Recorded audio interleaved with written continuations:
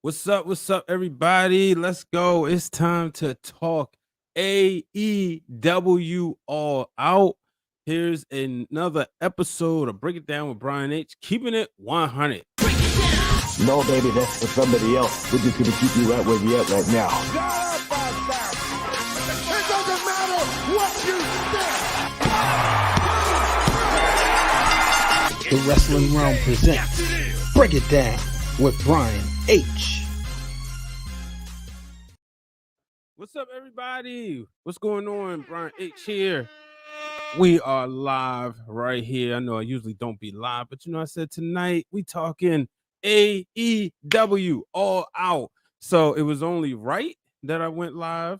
Let's see, already in the comment section. All right, so make sure if you're out there, you can check this out on Twitch. You might be watching on Twitter right now. You scroll through and he's like, you know what, man, I don't really do the whole Twitter thing. Don't worry, it's on YouTube, it's on Twitch. So that way you can still scroll through your Twitter timeline. I appreciate it. Go ahead, hit the retweet button and make sure you tell the people to make sure they follow us right here on Twitter and Instagram.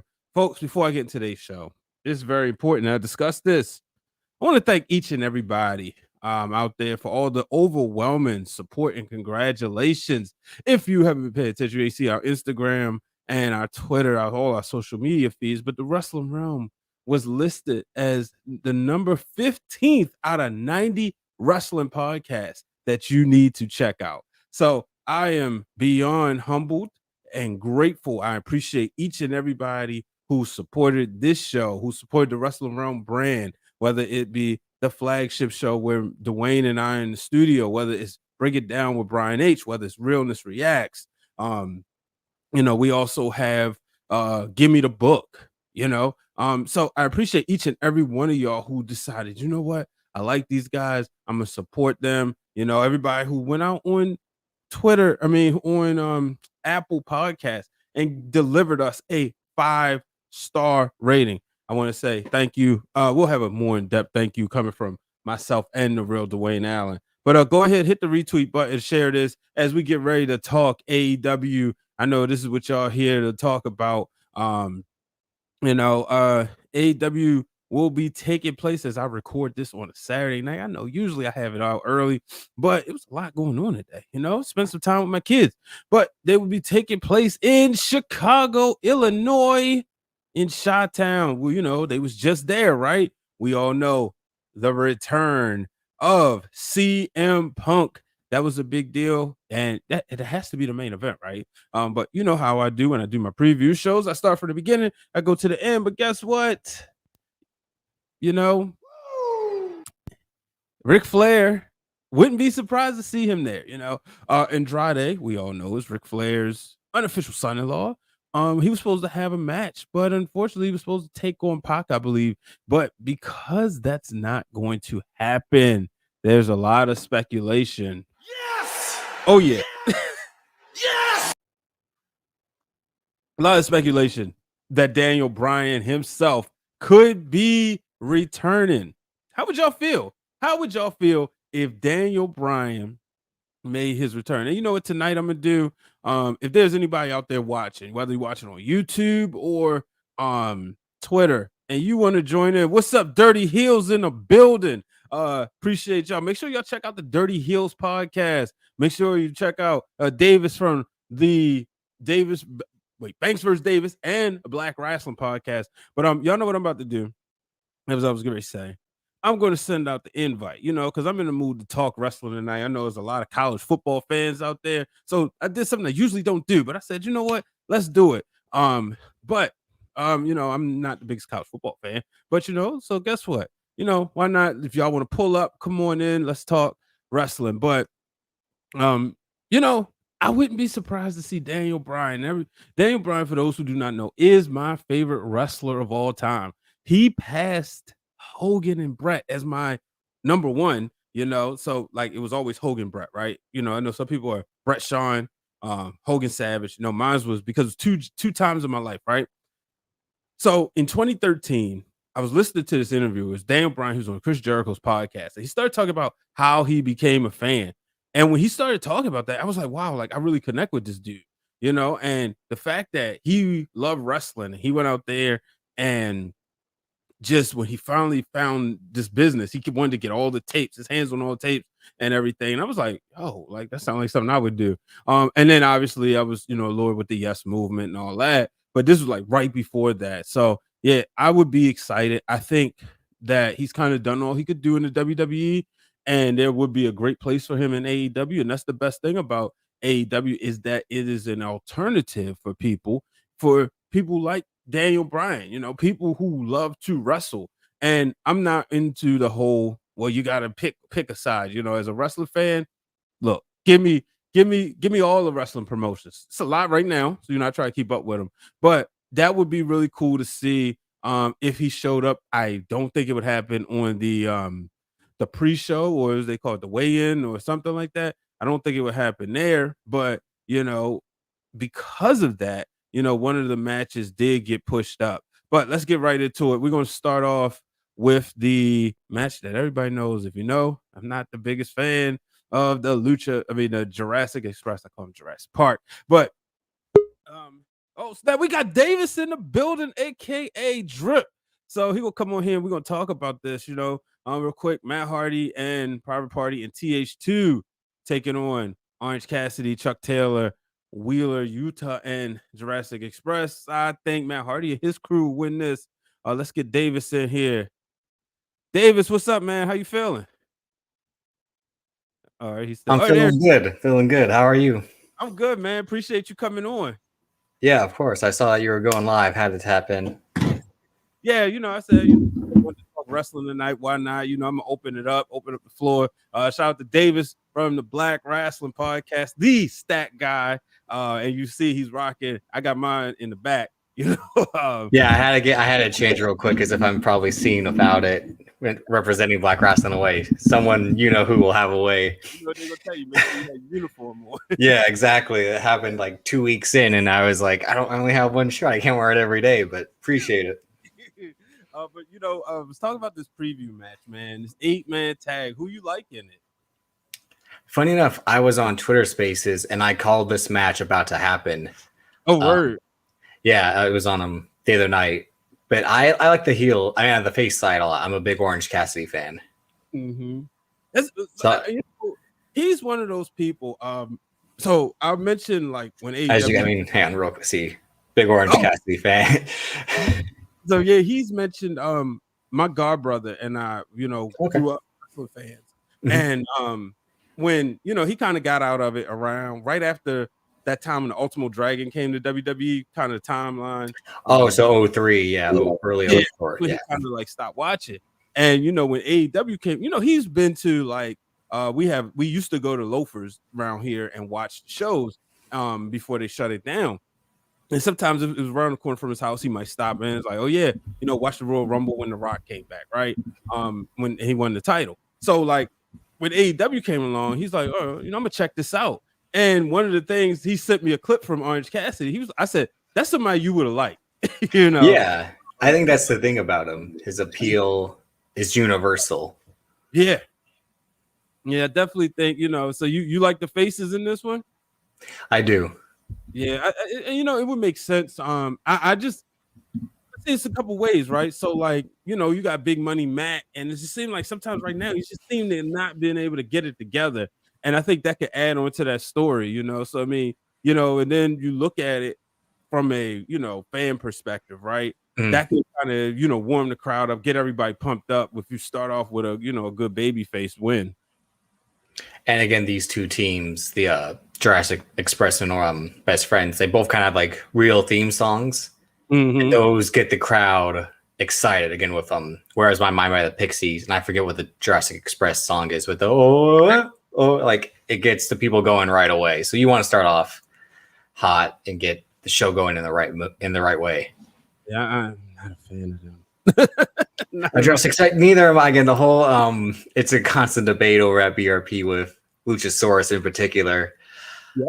I see the appeal, and I don't hate him, but I'm just like on him, lukewarm to say. Yeah, and I get it. They might not be my cup of tea, but fans like them, so I mean, you got to go with it. You know what I mean?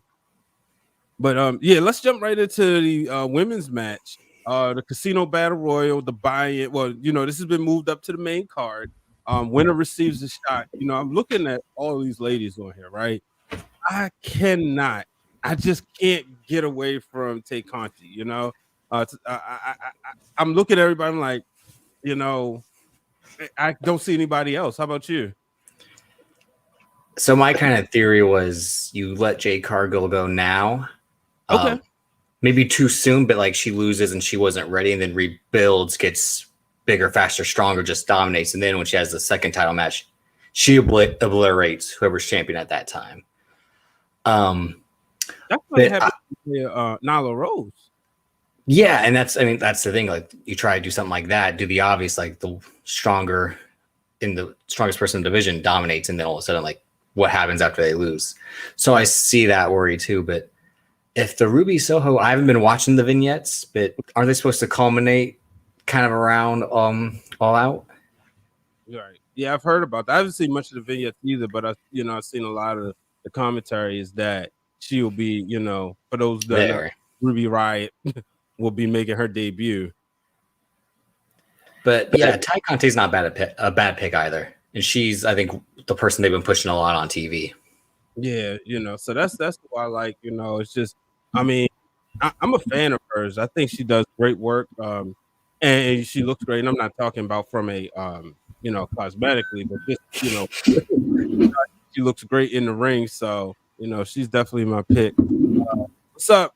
Your co-host is on. He said this is the collab we needed. The invites out there, man. If you want to join in as well, Banks in the building. We definitely appreciate. The thing was time. Yeah, schedules had to get adjusted that one time, but obviously we want to have you on to talk about a variety of stuff besides just wrestling, because then you're into sports and all that. But yeah, we gonna make it happen. We definitely gonna make it happen.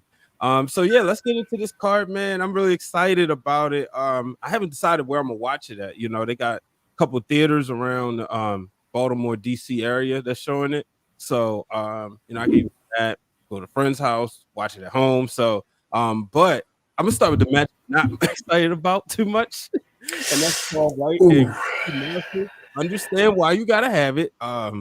Regardless of how people may feel about Paul White, Big Show, and No More BS. He's still a star. He's still a mega star in the industry of entertainment, right? You look at the stuff he's done on Netflix. So he does have name value, but I would love to see this be a squash match. How about you?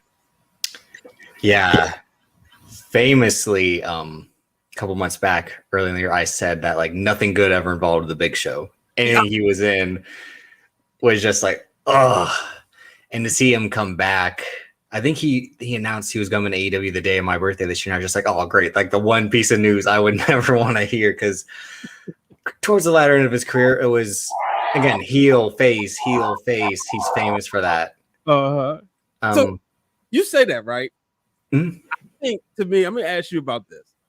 You said nothing good ever involved the Big Show. It was never really a good sign if he got involved, is what I'm saying. Nothing. It was never something monumental. Right. Now, what people forget is he was Brock Lesnar's first loss. Yeah. Survivor Series 02. That was the last time where he had like a huge importance, right?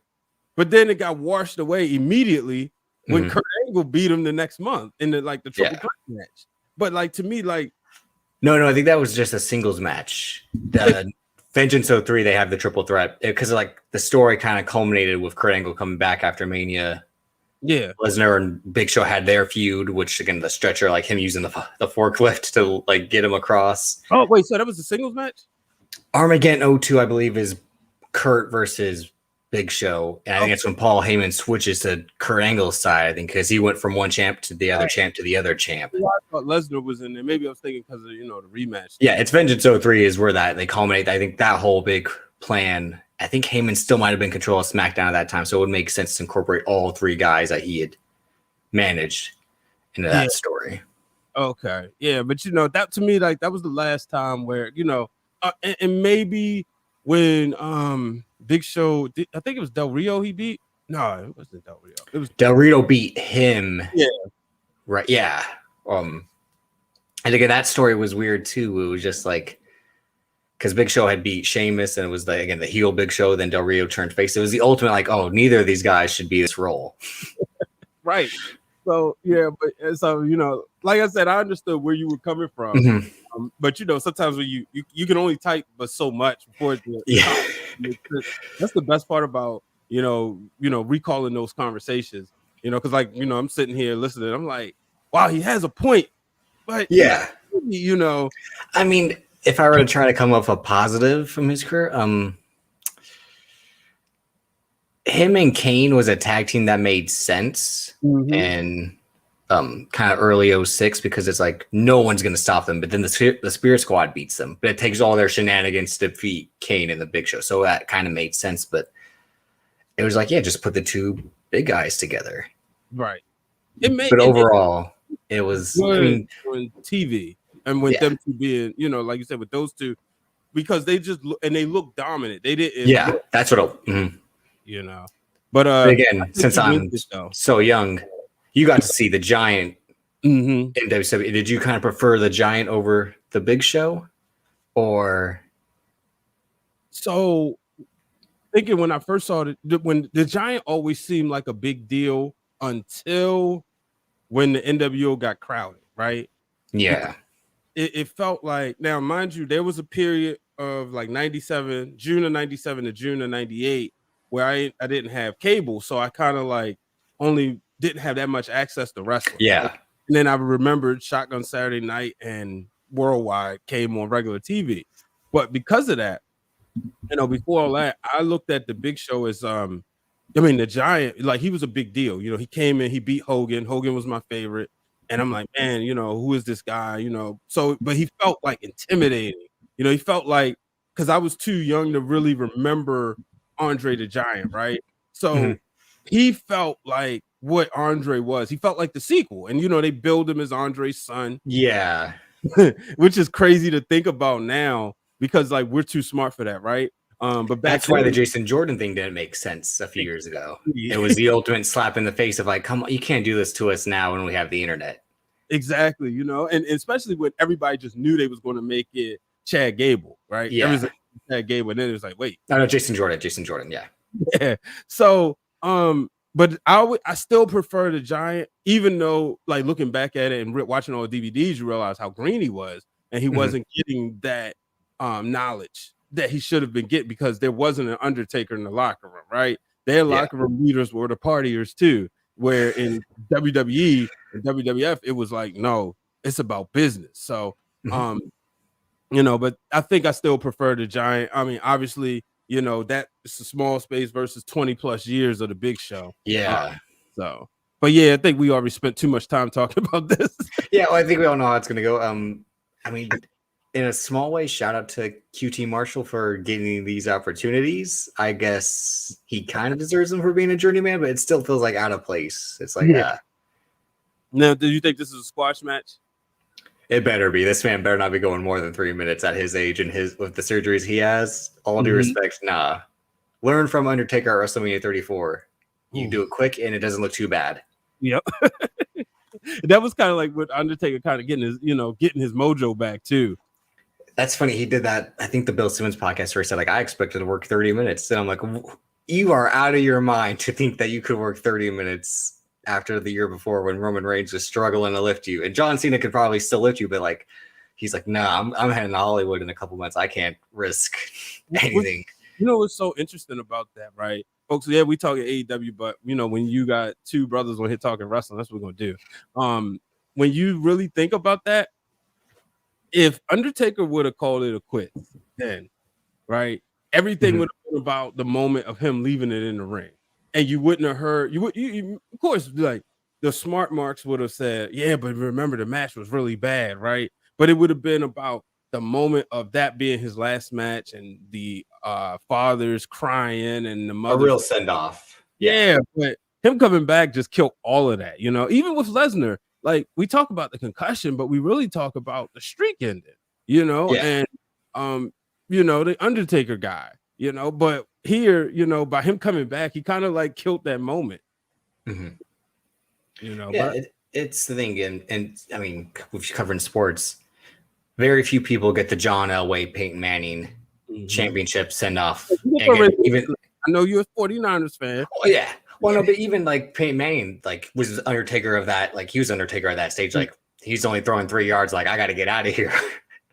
But he knew like I can wrap it up if we just like rely on the defense, and I just got to play it safe. Yeah, I was doing a show. I was with Fox Sports 1340 at the time, and I remember like I was doing a show and doing graphics producer. One of the graphics on our Super Bowl preview that year was, "Will Brock Osweiler see the field?" If this goes to the wire, oh, you were almost gonna say Brock Lesnar. I was like, "Whoa, is he making an NFL comeback?" Yeah, you know, Brock Osweiler got paid based off of that season. Oh God! But we thought like, you know, if this gets like out of hand, maybe he got to get in the game, only for the defense to shut down Carolina. Yeah. But so we both got Paul White winning this one. I'm happy you on for this one because this is a match that I'm interested in. We got John Moxley going against it's Kojima, right? Yeah, Satoshi Kojima. Yeah, I listened to just double check the pronunciation, but I know you're a big New Japan guy. So how you feel about this match? I am, and I'm not as much. I know about it. I just don't watch it frequently. It's more of like, I think Moxley wants to face the guys that he grew up or as he got into wrestling and idolizing. He had the match with Nagata a couple months ago on Dynamite. That was pretty good for a match that Nagata at this age can have. I think it's the same thing. Kojima is someone who has such lineage for, I think like Homicide, the wrestler Homicide was a big fan of his, and like his dream in the early 2000s was to wrestle Kojima because he'd done so much and like the Lariat, big proponent of that. But John Moxley versus New Japan guys in America isn't it the same as John Moxley and Japan facing New Japan guys? That's where Matt and I kind of agree on like the Death Rider, which is him in the trunks, the wrestling shoes, really going for proving that he can wrestle that style is what I want to see. But him, the Wild thing, I kind of like the attitude. Now, I think it'll be a decent match. It'll just be hard hitting. It'll probably be the sleeper match on the show. I don't think it'll be anything breakaway, but it'll be like, oh, you know what? That actually was a good match when you watch it, or when you leave the building. Okay. Yeah. So you got Moxley winning this one? Yeah, I think his goal again is to face Tanahashi for the IWGP US title. I think they're slowly building towards that. Yeah. Now, do they bring that match over here? Or do they keep that in New Japan? What you think?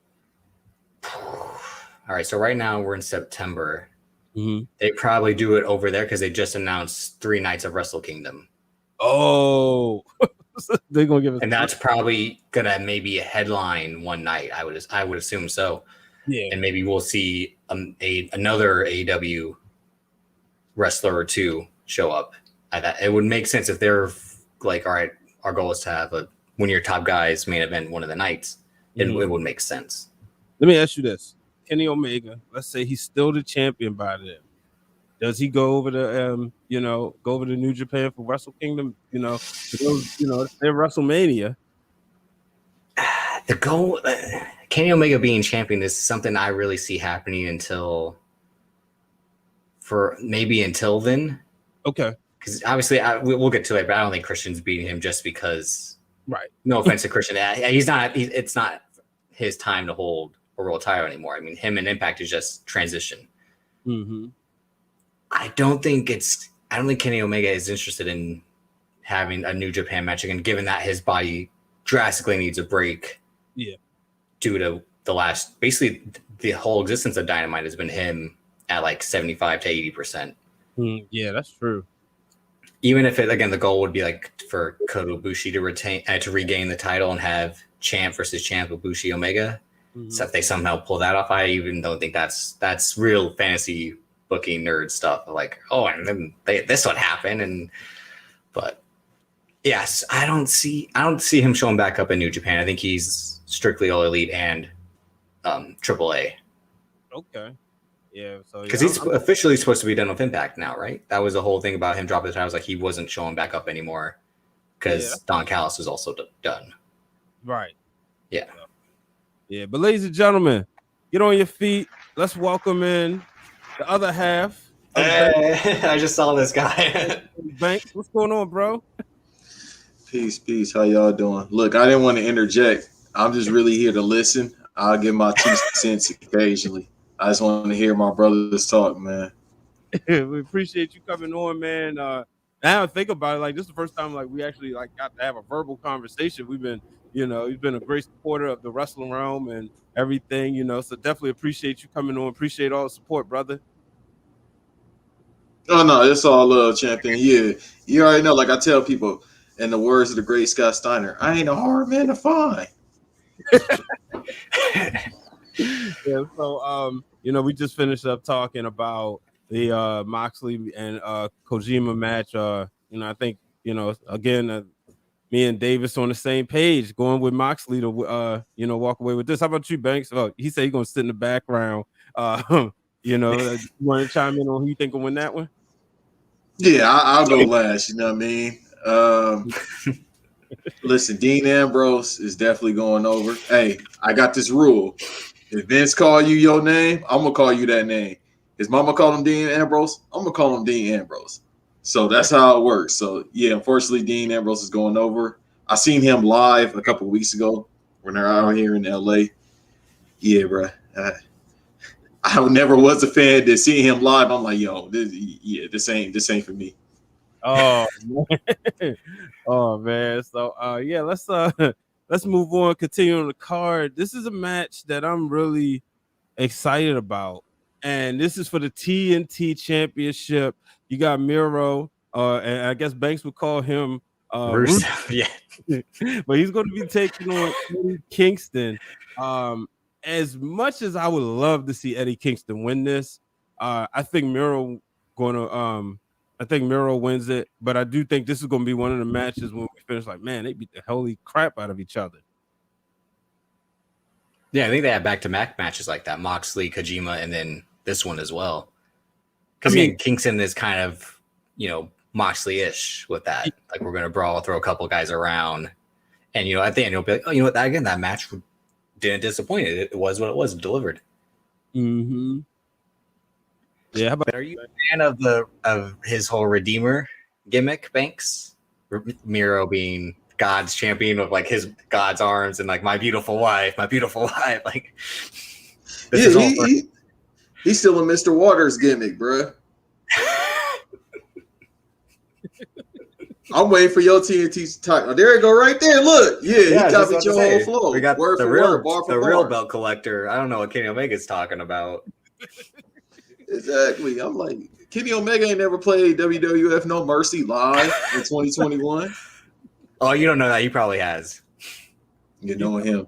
Given that the people that were making the AEW game created No Mercy.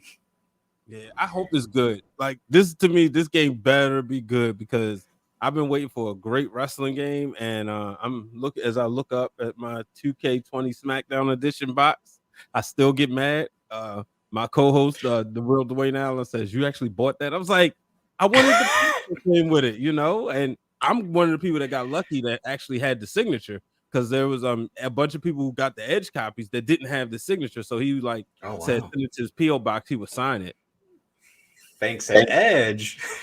Yeah, I would have told him to forward that to the guy, Christian Cage. We'll talk about that later.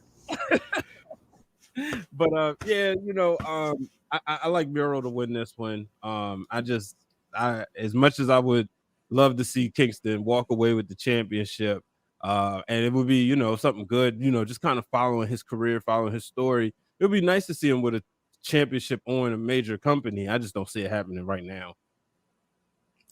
Yeah, and you don't derail what Miro has because it's funny because Tony Khan did the whole thing where like it's not a mid-card title. We really don't have mid-card titles. We're like, come on. He was a mid-card guy over there. He's a mid-card guy over here. You can try to trick us with coded language and all that. Cody Rhodes was the first one. He was Mr. Mid-card over there. Yep.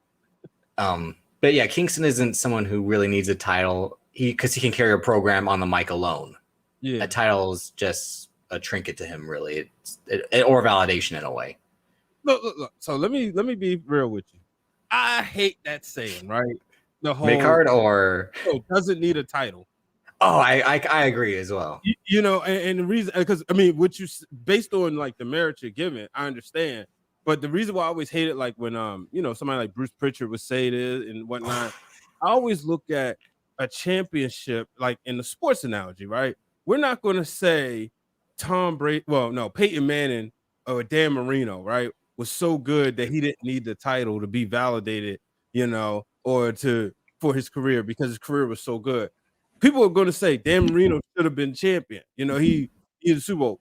Does that take away from his greatness? No, but he would have been in different conversations had he had a title. You know, so that's what I look. The ultimate goal in sports is to win the title. Why is the ultimate goal in wrestling not to win a title? Are you going to create a gimmick that doesn't need a title? That never made sense to me. So that's always been my pet peeve with that. No, I think that's a great point. Yeah. Yeah, no, I totally agree. I think more so with professional wrestling, it's just like if we could just see you just work. I mean, we go to indie shows. A lot of those workers have titles, but I would say in a non-disrespectful way that those titles look a little less compared to a WWE title, obviously because it's the WWE, but compared to a WWE, an AEW, heck, people don't even talk about the Impact titles like that. And I keep forgetting, like, Impact got titles, and I've been watching Impact since 02, 03. So it's one of those things where I guess it's just the standard is if you in WWE, then it's like, okay, this is considered a title. Whereas if you like, you know, on the indie show, so to speak, and you got the title, I can't even come up with a name for one, but you know, if you got one of their titles and it's like they won it, but does it really matter unless I look it up on Wikipedia or I look it up on Google? Yeah. So how about you? Go ahead, chime in real quick, Banks. Who you got winning that match? I got Miro because I don't need Eddie Kingston to go over because he's not censoring any DMX lyrics. He gonna say all the words again. Yeah. I think it's Miro. Like I said, you don't want to stop what he's going because he's taking it somewhere at least. The whole point of the TNT title is really for people just to stack up wins. We saw what Darby Allin did. He just had wins and wins and wins and really underrated matches, I think, when you look at it. Oh, yeah. But I think Miro's whole thing is to steamroll people until he loses it. And it'll probably be against Malachi Black, I think, or someone. You know, one thing I'm going to be real with y'all. One thing that's concerning me about this pay-per-view is that we've almost kind of like been on the same page throughout the whole show. And I'm like, wow, is this that predictable? Like, we haven't got to the CM Punk match yet. Okay. You know, because I'm sitting here like, this is super predictable. Or you know, because like, I mean, obviously I listen to y'all shows and, you know, we always don't have the same, you know, predictions. So it's clearly not a thing like we, you know, mirror each other's thoughts. So I'm like, but like right now going through this, like, No, we did the Savage Steamboat. We rehearsed weeks and weeks before we did this episode. This was all planned and predetermined so we could deliver perfectly. Me and this guy right here, it's like Steamboat versus Ric Flair. We the holds nonstop. We worked NWA 20 times. Then WCW with Jim Crockett decided to expand over whoever started WCW. I think it was Jim Crockett. Correct me if I'm wrong. So it's like we know each other moveset. That's the whole thing. And I think for the most part, everybody I record with at this point. But yeah, let's move on, man. You know, I'm ready to talk about the women's championship match, and Kris Stanlander challenges Dr. Britt Baker. I will not do that annoying thing that Tony Schiavone does when she does the DMD. But yeah, I don't see Britt Baker losing. It would be a shock to me, honestly, but I don't see her losing. Do anybody? Nah. I like Kris Stanlander, the alien that she called or whatever her nickname is. I've seen a couple of her indie matches where she picked up a man that was about 500 pounds, like just gorilla pressed him. I said, okay, this is different. But nah, she's not going over. It's funny too. Of course, shouts out to the family BRP. That's 3/4 of it or 1/4 of it. I'm messing up on math. I got Scott Steiner math again. So Yeah, so right, 20,000 degrees or whatever he said. No, so I was actually listening to that before I actually saw that you two were recording. Yeah, the multiverse, as they say. And what Cal said about, I mean, I don't know if we could touch on it here. It's up to you, Brian. But the whole CM Punk, Britt Baker thing. Mm-hmm. Now, me and Cal have talked about it briefly. We usually just talk about movies and stuff like that. I actually was about to hit him up about the whole CM Punk thing. I agree with him on the spectrum of, and I don't want to, I kind of remember it verbatim what he said, even though that was only like 30 minutes ago. It's kind of like with Britt Baker. It's like now this is the focal point for not the entire company, but most of the company, because somehow that jabroni Cody Rhodes is always going to be the focal point. Whether he gets his third, fourth retirement because he wants to shoot a show with Snoop Dogg, which is fine, or his wife say outlandish things, that's neither here nor there. So with Britt, it's more so we are trying to make her like the number one baby face in the company. But CM Punk is right there. CM Punk got a resume. It is not disrespecting her because she young. CM Punk is 41 years old, somewhere around that. And he was an underground legend. So with them, I feel like with Britt Baker, it's like she might have a title for another year, honestly. Yeah. Just based on is she Britt Baker? No, I think he was the mean face in terms of like face of the company type. A poster. No, but I thought we said the number one baby face. That's our. I think he meant it in the way of like the traditional, where like the face of the company type, like face of the franchise. Yeah, no, because obviously she's not been really the face in any storyline going back to the show starting. Yeah, and then you see her out with people. I'm sorry. Let me just get this out. I'm sorry, Davis. It's just real quick. You see her out like at the comic book conventions more. She's more personable than everybody else. Obviously, she has on practice with dental. A lot of people coming in there. Hopefully, they actually there to get their teeth fixed and not to ask her stupid questions about her husband or her being weirdos. But they definitely trying to push her to the moon. Yeah, I think it's interesting. Right here, I can see where the twist would be. Like, I would see Statlander winning by disqualification, right? To kind of maybe keep that story going. Prolonged, yeah. So, but I just don't see Britt dropping that championship. And like you even said, she could probably go on for another year, but I don't see her dropping that championship no time soon. Because especially with, like you said, the stuff she does outside the ring, you can kind of market that. And, she's going to actually really make that title and probably better than anybody has done before. And it felt like they've been wanting to get that title. They were kind of letting us know, like she was from that first press conference, that she was going to be somebody that they was going to have a lot of investment in, and we was going to get to this point eventually. I'm glad they didn't hotshot it though.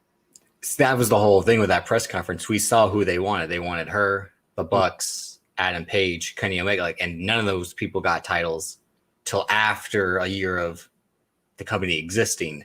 Because they were scared, like, oh, if we do the most obvious thing, it's just these people's egos in control. And again, Britt Baker, she I think I said that on BRP, like I don't see her losing because the whole point was to establish her to everyone as someone who's marketable and who will be able to carry the division in a Bret Hart way, make other people look better, elevate them, whether she's that's right, face or heel. You give Bret his For now, I'm calling him Britt Baker. To me, that's a real slight. Also, too, real quick, if the rumors are true and he's probably showing up tomorrow, because it's been about a week now. That man ain't said nothing being her husband, boyfriend, whatever he is. Let's just say husband. Yeah, boyfriend.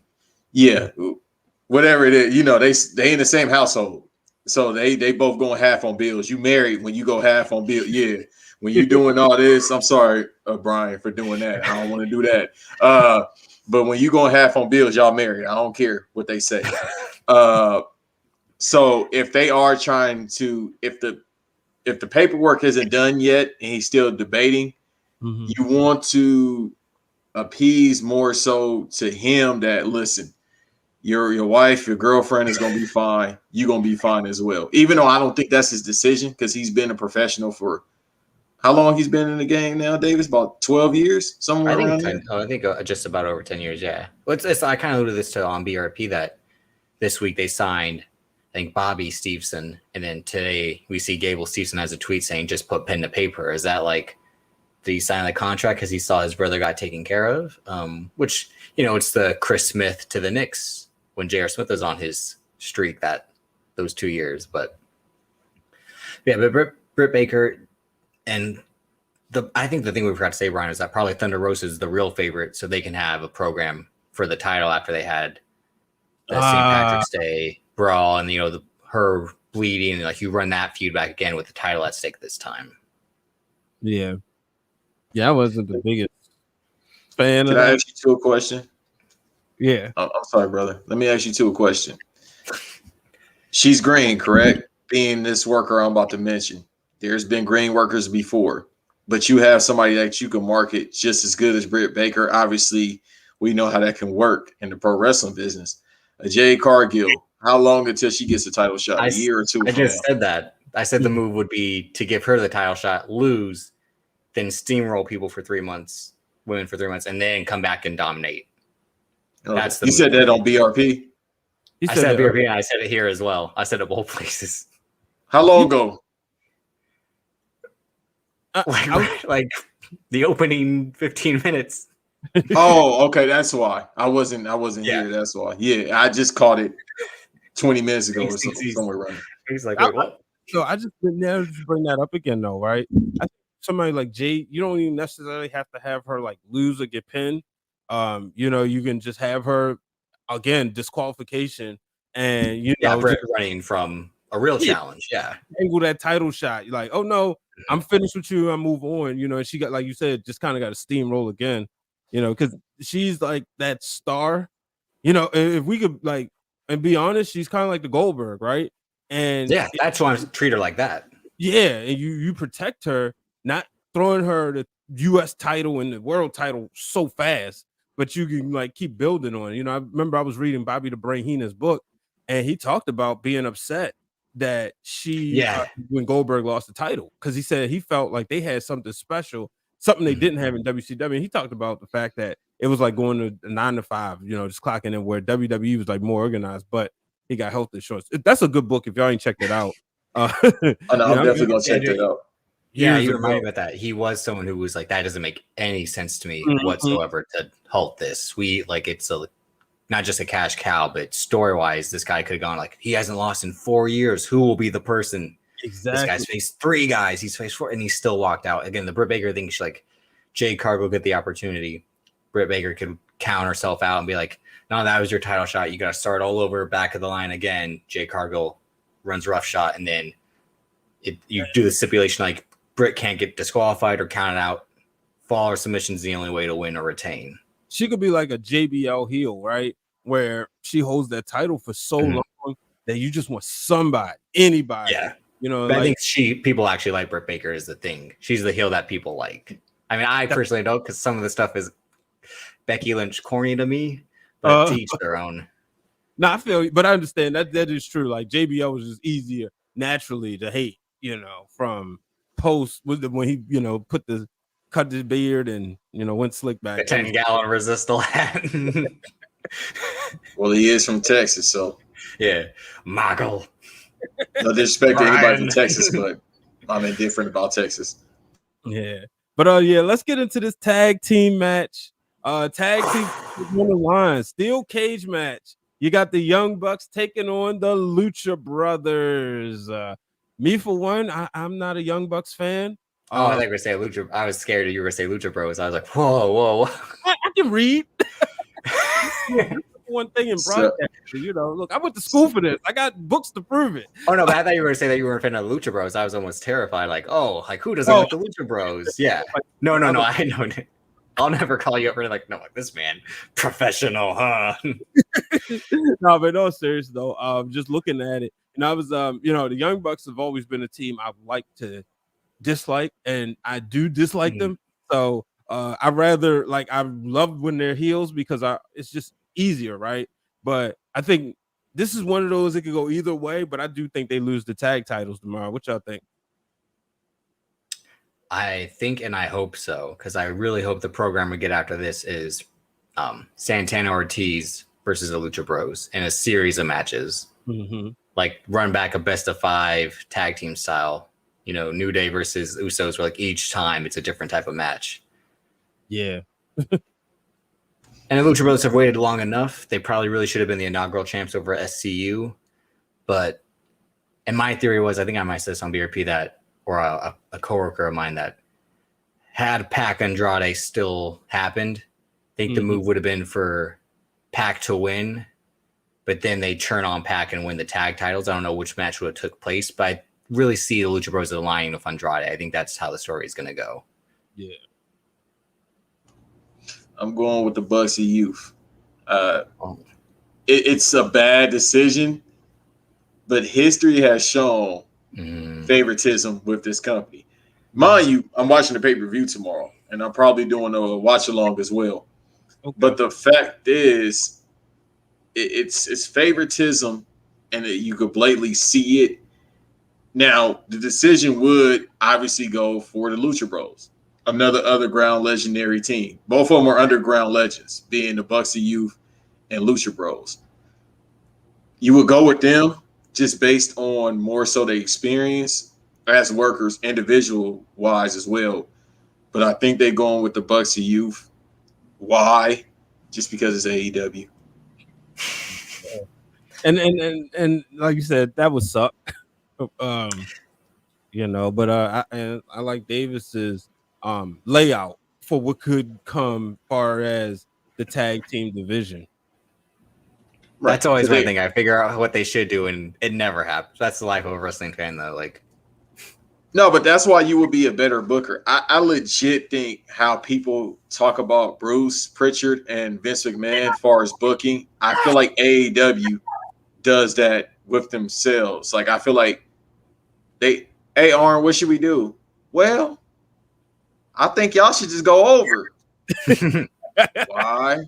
Well, let me tell you what me and Terry did and Gordy. I don't know. I think of all people, Arn Anderson, because again, being Ric Flair's confidant, Ric Flair constantly put people over. So I think Arn Anderson would be the guy no, y'all should go over. I think it's probably Tony Khan realizing the company was founded of you guys. It would make be a mistake not to have you guys champs a little bit longer. But again, they beat pretty much every tag team in the division up until this point. And again, the steel cage is supposed to, and their steel cage is so weird, right? It's just basically a Hell in a Cell. It's not stuck on the apron. It's surrounding the actual cage. Kind of a fan of it, but kind of this is different. Yeah. Yeah. They got the fencing materials from Walmart. Build your own fence. It's like a canal, like Dog Kendall. I'm sorry, not a canal, Dog Kendall. Yeah, Brian, what about you, Brian? You think the Bucks retain, unfortunately, or I'll go with the Lucha Brothers? Okay, yeah, I'm gonna go with them. And hope, like I said, I like that program that you predicted. I'm gonna jump to what I think they're gonna do tomorrow, and this won't be the main event. I think it's you can't make it the main event, and that is the world title match. Kenny Omega taking on Christian Cage. It's just one of those matches to me. It's like, well, we already seen it. We saw it for free. I think Kenny Omega wins. I don't think it's, it's just, to me, the fact that we've already seen it. I know we see rematches all the time, but it's like, there's no way in the world. I've been watching wrestling too long to believe, especially in a show that the demographic isn't children. There's no reason for me to believe that Kenny Omega is going to lose the title. Yeah, and you had the great point of, like you just said, they gave this away on TV. Mm-hmm. This really doesn't need the main event spotlight now. Granted, their whole thing early on was the title main events the show. Yeah, with the exception of the lights out unsanctioned match between Omega and Moxley at Full Gear, but again, CM Punk in Chicago, that's really the main event. Omega and Christian Cage, they'll have another good match, and the obvious result is Kenny Omega, because as I said, Christian doesn't need this. He didn't come back wanting to be champion. He came back wanting just to wrestle. It's the CM Punk thing. I want to put over people. I want to show that I can still do it. First of all, I'm passionate about it as I ever been. And Kenny Omega, it's if you go with Christian Cage, what's he do after feuds with who? Because you still have to do Hangman, Kenny Omega. You're kind of really doing well with stringing that along so far out and just building anticipation and wondering like I'm when glad it does happen. Real quick. No, go ahead. Are y'all ready for Hangman Page? Like, God forbid, if Kenny Omega got hurt tomorrow and you had to hot shot it, would you be ready for Hangman Page to be champion? And the reason why I asked, because I was shout out to my good friend Sean Williams. I keep telling him, like, I know where they're trying to go, right? I know everything is geared to get the Adam Hangman Page. I know you do have to slow build. You can't always rush it, right? But to me, I'm not invested in him where it's like I want to see his story and I want to see this build up, right? If I go to the counterpart of WWE, Big E, while we knew he's not going to beat Roman anytime soon, right? The moment that Kofi Kingston stood with him and said, look, Woods is out, I'm on the shelf, and point, it's your time, right? That moment, I was ready for Big E, and I was ready for this slow build, and I was ready for us to kind of get there. I'm not there with Paige. I'm still trying to get there, right? But I just don't, and I'm not saying he won't be a good champion, but to me, he hasn't been must-see television. Help me understand. I would say I like this iteration of him better with like the long pants and the cowboy boots and him being like, oh, like the drunk of the elite was like, right.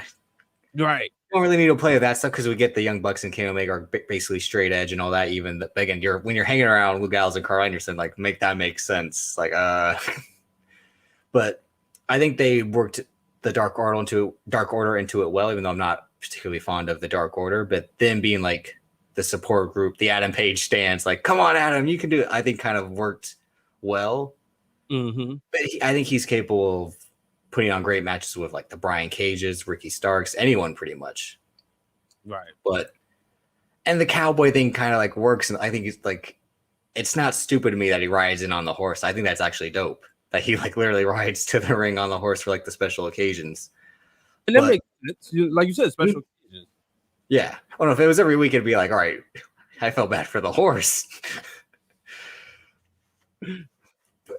I just don't, like, to me, it was never about the wrestling. The wrestling is there. Oh, no, but this little build, because it's the one story they really have is them being forced to be tag team partners, never really coexisting, even though they were in the elite and then falling out. And Kenny Omega being like, I was always better than you all. I'll still be. And Adam Page having to overcome basically the ultimate obstacle to be a single star. It's kind of a time-old story, but at some point you are going to have to pull the trigger instead of just dragging it out. The Big E thing is like week after week. He had the best one this past Friday with Paul Heyman with the briefcase. Mm-hmm. And again, that's just like, it's coming. You don't know when. They just tease the Demon Fiend the Demon Finn Balor coming back. Right. In a way. And Brock Lesnar too, but Big E's still there. Like Brock Lesnar could just kick Roman Reigns in and out of the arena, and Big E could be like, hey, like, I got this right here. It doesn't matter what the match is or isn't. Yeah.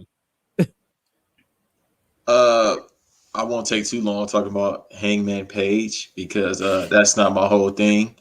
That's been my recurring word since yesterday when that Drake album came out. That's not my type. That's not my thing. So with Hangman Page, you can wrestle, and this is coming from a guy that loves pro wrestling. I'm gonna be at the GCW show out here as well. Jonathan Grisham versus my man's from New Japan. I forgot his name, but so this is a guy that obviously me and you are Bret Hart guys, so we love wrestling. Right. But with him, I don't care about no cowboy gimmick. You could be a hater. It's all right, Davis. With him, you care about the cowboy gimmick because you actually root for the Cowboys, and you see enough Cowboys losing as it is. So, thank you for having me on your show. No, it's not my thing, the cowboy thing, and giddy up. Yeah, I don't care about the boots and the kettlebell. But the thing is like, who else do you give the title to? You gonna give it to Sting? You gonna give it to Darby Allin? Yeah, no, give it to Darby Marco Allin, Stunt. I actually want Jungle Boy Marco Stunt to be champion, just to make people mad. Oh, I mean, he said he was gonna leave, but Brian, I think you have to boot him out after that. Marco Stunt is your champ. Then Tony Khan has really lost his mind if that's the case. I really do like Jungle Boy. I can't even hold you. I like him. I don't. The Luchasaurus. That's not your thing. No, he said it before you came on. He was like, "Not for me. Not a fan." No, man.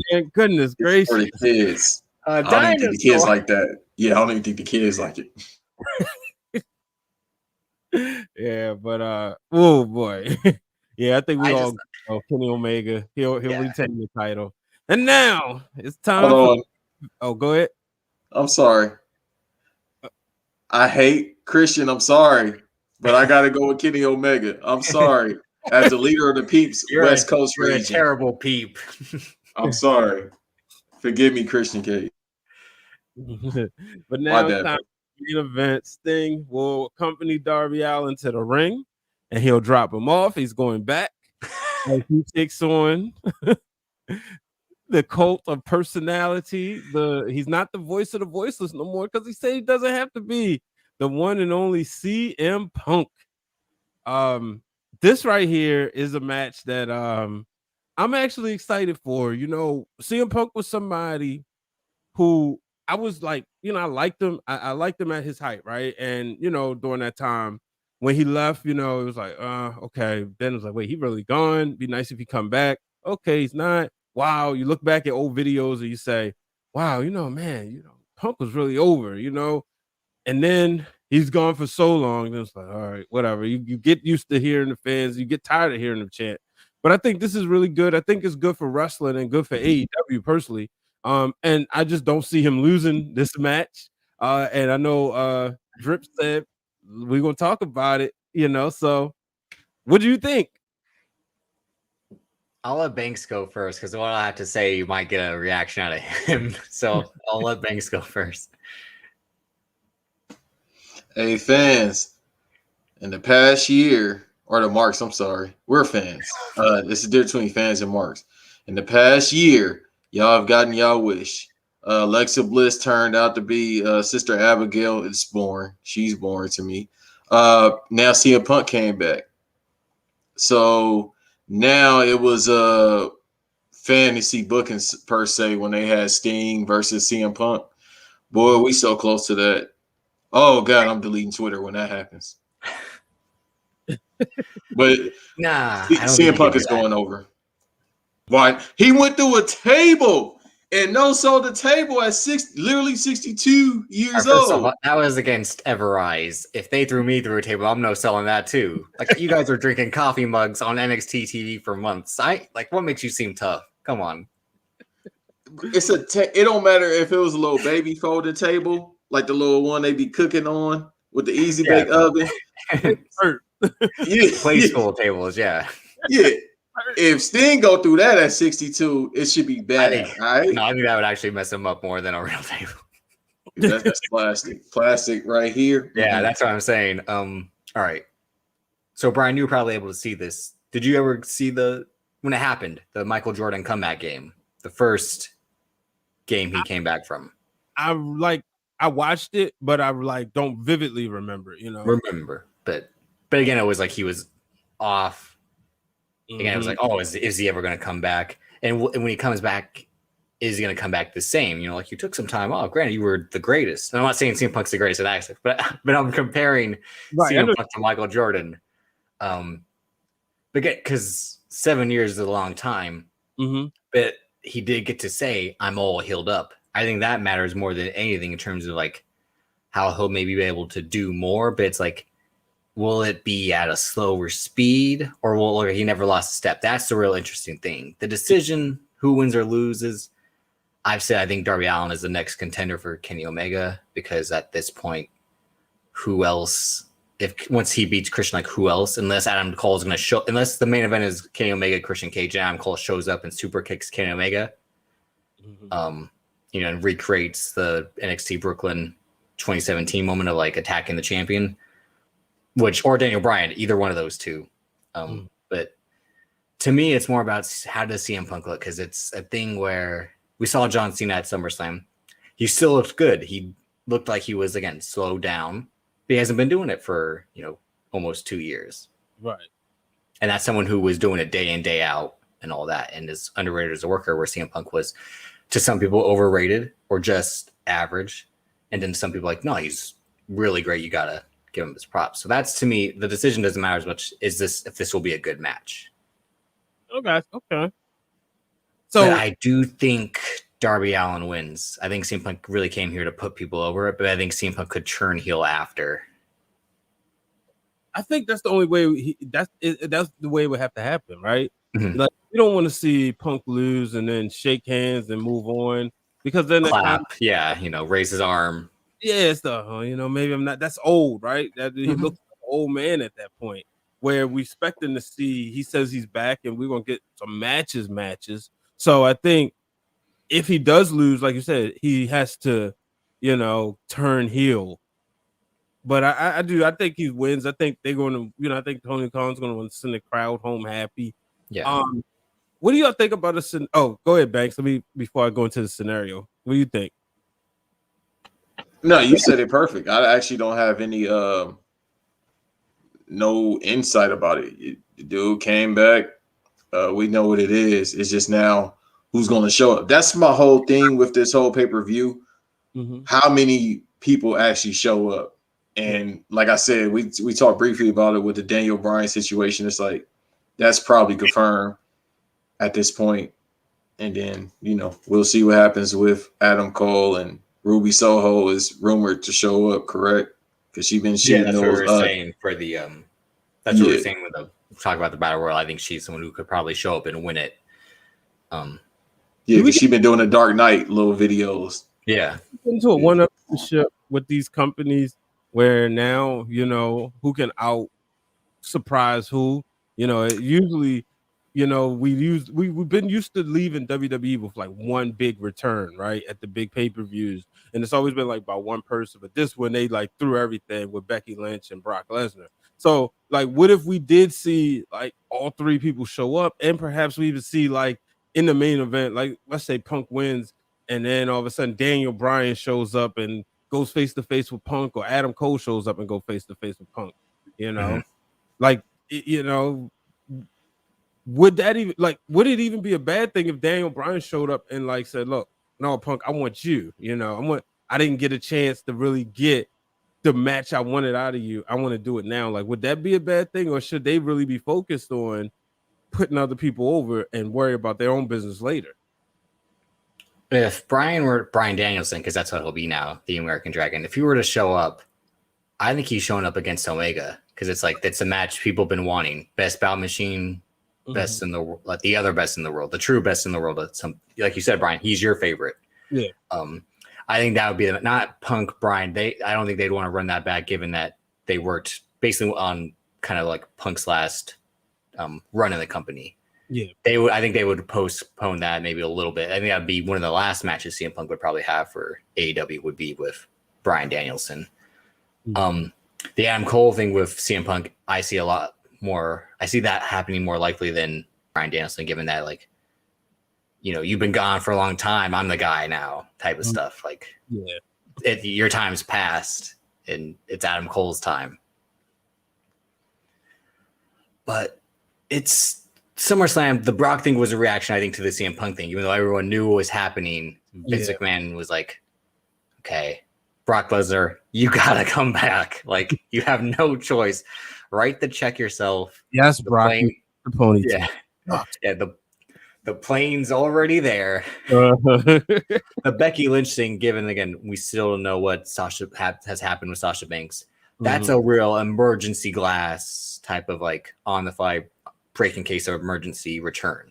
It's something they probably have been waiting to do, but given the, again, still unknown circumstances, was like, we have to do something now, because realistically they just could have had Bianca Belair beat two women at once and sent everyone home happy, instead of having to do all this garbage that's been occurring since Becky Lynch returned, which is her saying she's so tough, but like, we know you're not clear to compete and you're such a terrible trash talker. I'm not buying any of this.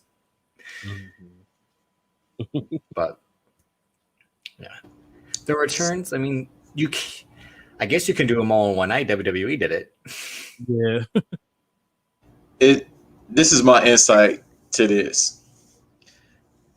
This man, and it goes back to Vince as a whole and how he plays chess, not checkers. Mm-hmm. You can just imagine him. First of all, he probably don't even know what AEW is. He probably hears what's that? All Elite, what? Okay, cool. So this is what we're gonna do. People are spelling awe. Like, what are you awing about? Like, yeah, what are you talking about?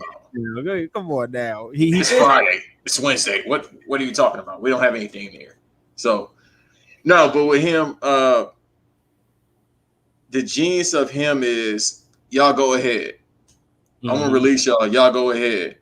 Budget cuts. It's not budget cuts. You made the most money you've ever made in the past year, your entire career of being a part of then WWF to WWF to WWE now. So in that 40 plus year or whatever run of this company, this promotion, you made the most money ever. With him, he like, y'all go ahead, go do what y'all want to do. Oh, that Gable Stevenson kid. Yeah, Stevens kid. Let's get him. Let's go get the other Fatu brother. Let's go get this person. Let's go get this person. It don't matter to him at this point about if you got a name, obviously, because we saw that release, that what they said about NXT and the whole revamp of NXT. Right now, he just know he's towards the end of his life. I want this paper. I don't care about them old workers. Y'all go over there, do y'all little wrestling thing, because it's about entertainment. Mm-hmm. I want people that's just in sort of shape or in great shape, professional athletes. Yeah, that's just where he at. Like, cool. So, Daniel Bryan, yeah, I kind of made him. That he could say that even though we saw him on ROH as Daniel Bryanson. We've seen him in all these other. He definitely has that mentality of like, no one knew who you were. It's like, actually, people did. That's why they were excited when he showed up. Well, but let's keep it 100, right? I'm not saying everyone. I'm saying there was a section of the audience that knew. Yeah, so he could kind of like, in a sense, he could say that more than he could about Ric Flair, right? Because with and even Dusty, you know, the whole idea you heard that when the pitch to Dusty was, if you really the second most recognizable athlete in the world, baby, come on over and you'll be even more recognizable, even though they put him in polka dots, right?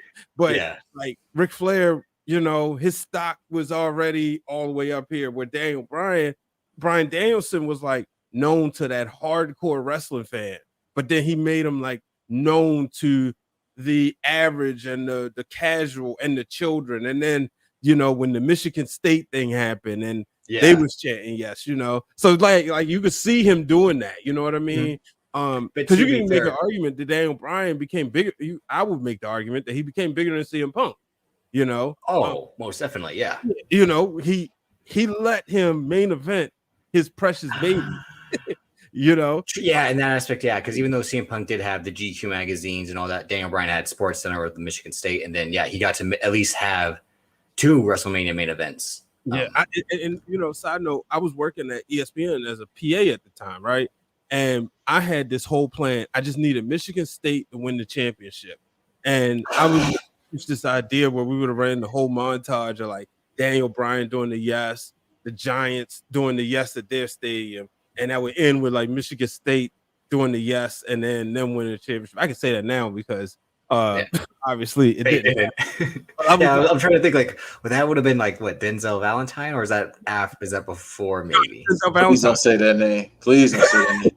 I'm a Bulls fan. Don't say that name. It's not because I'm like it's definitely past Draymond Green, Kalen Lucas, that period. Michigan State, but all that like written down. And I was like, I just need this to happen. I'm about to pitch this idea. Obviously, it didn't, but because Bryan obviously won the championship, and it would have been the same weekend too, Yeah, so, crazy. Yeah. Also, no, go ahead, and then I have my final point about Daniel Bryanson. Y'all can go ahead. Yeah, go ahead. Oh, so he kind of made the little man cool because Shawn Michaels ain't really a little man. Thank you. Shawn Michaels really ain't a little man. Well, he made the little man the real like how Vince McMahon sees the little man. Again, because CM Punk too isn't a little man. He just is like, stature. I mean, like muscle wise. But Daniel Bryan is the real like the Vince McMahon hates short guys. That's really Daniel Bryan to a T. The Johnny Garganos, all that. No, the Shawn Michaels thing was. But also Shawn Michaels had again the cool factor, the swagger, carried himself like he was a big guy. Daniel Bryan, he moved and talked like a little guy. Well, Shawn and Savage was all around the same size though, right? Yeah, I think back then it probably didn't matter as much. And it was Savage. Him on the mic and the character. Yeah, but he cheated supersedes everything with his tiptoes.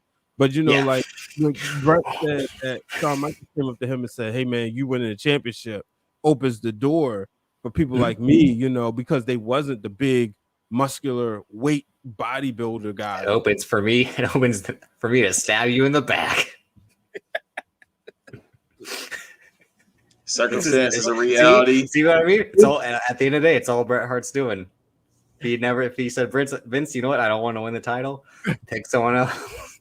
But Vince, I'm a professional. I respect the professional wrestling. I'm a man of honor. And I think you're making a good decision right here. Oh, come on, Nate.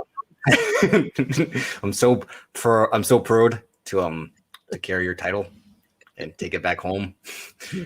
Stu still hates me. But yeah, I think the thing too, Ryan, was that he shows. I'm the excellence here. I'm the best there is, the best there was, and the best there ever will be. And you don't have a chance in a fight when you take on the Hitman. Talk about it. Unless somehow you give Vince McMahon a black eye from an uppercut. Make that make sense, Brett. I don't know the logistics of that. Oh, come on. No, that was the whole thing with BRP the other day. That's why we titled the episode that. It was like, so Vince McMahon has now I think it was Vince McMahon, like, get some makeup right here. And Brett's like, I just uppercut. He was like, no, Brett, you sucked me right in the eye. I wasn't even looking. That's how, But don't forget, Brian shows up in NXT, the first version in 2010. That's really the prime turn of the internet audience. Yeah. Watching wrestling and dominating it because sites are happening. Social media is taking off. Mm-hmm. So when they see that guy start to be treated as he was at that time, they get upset. And that's what starts, 4 years later, them catapulting him all the way to the top. But yeah, Vince McMahon still made him a much bigger star than he ever would have been on the indie level. It just you're known by hundreds of millions instead of hundreds of thousands. Yeah. But yeah, so that's the thing. Let's take a guess. Let's each pick who we think actually shows up on Sunday. Who actually debuts in AEW? I would say Brian. Okay. Yeah, I just have this feeling that Adam Cole really wants to be like a main eventer at WrestleMania. Or as much as so as just to have a match at WrestleMania. So I don't think his career is done there now. And granted, one of the things like Vince McMahon, right? We seen him do this with Dustin Rhodes. He'd sent them go over to back to WCW, and they come back, get over and then I'll come steal you. He doesn't have to do that with an Adam Cole. And the WWE audience loves him. So I think it is Adam Cole because he is a small guy. You ain't no 6 foot Adam Cole. Come on. You think he hates him? No, to me, that whole report of like Vince McMahon, Adam Cole left the media and Vince McMahon was like glowing about him. I'm like, at the end, he was like, yeah, I'm not paying that guy $2 million. You got to be out of your mind. Look at him. Look at him. Look at his back. He has no back. Like, he's the new age Shawn Michaels to so many people. That's what he left. Like, that's supposed to be Shawn Michaels. Get out of my face. But then he got Riddle. Don't you ever say that again? Riddle really to be the new age Shawn Michaels who talking about the heat that he gets. He thinks Shawn Morrison's the new Shawn Michaels. Like, Vince, I was here before. You were? How old are you, son? Yeah. I'm 41, Vince. Make him drip.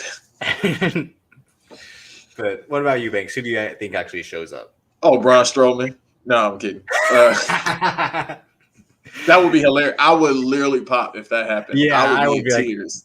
This man literally is a madman at the end of it.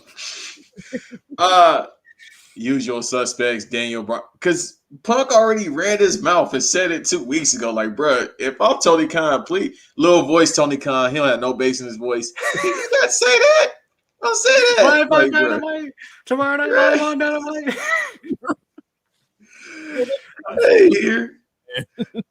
He sound like the OxyClean man that passed away. That's exactly who he sound like.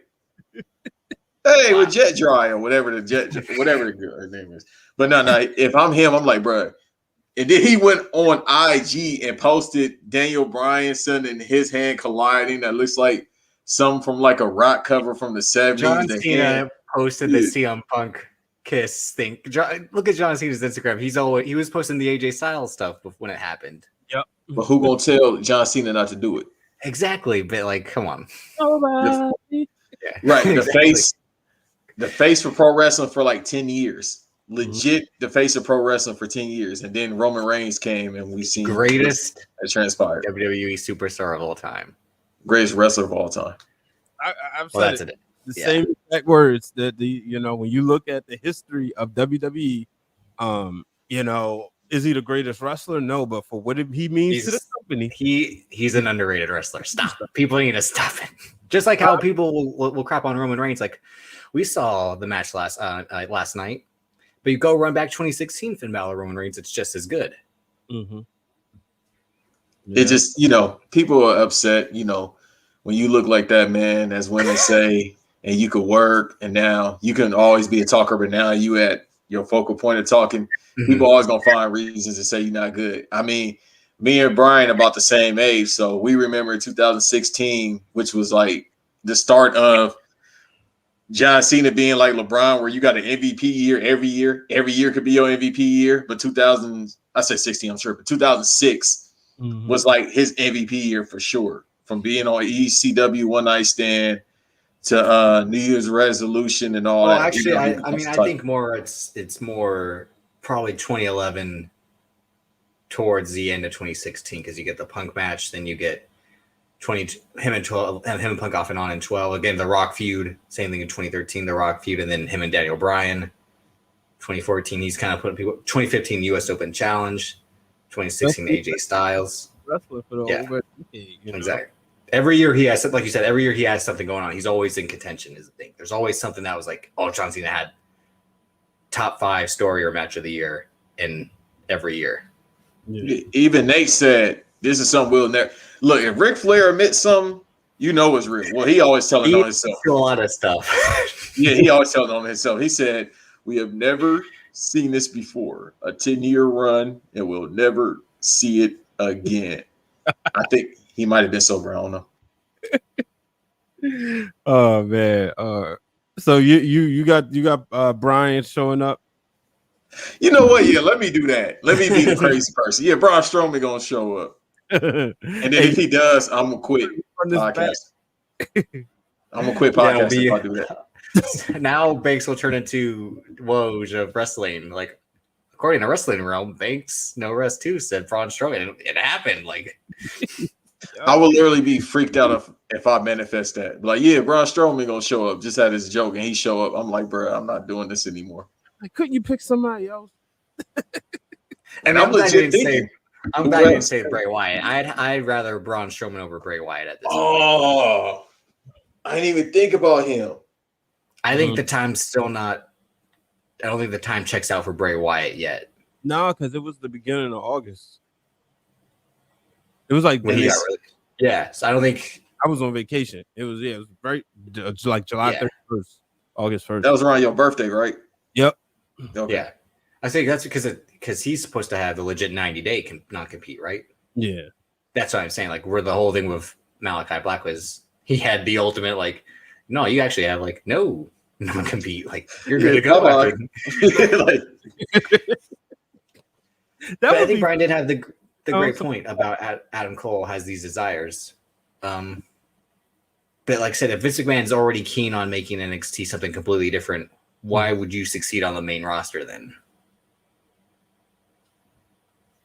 I mean, if you got the right, the right machine behind you, I mean, I know it's Vince is the like end all be all, but if you got the right people behind you, let's just say we don't know, like Bruce Pritchard could be behind him, somebody Vince trusts or Paul Heyman, it could work.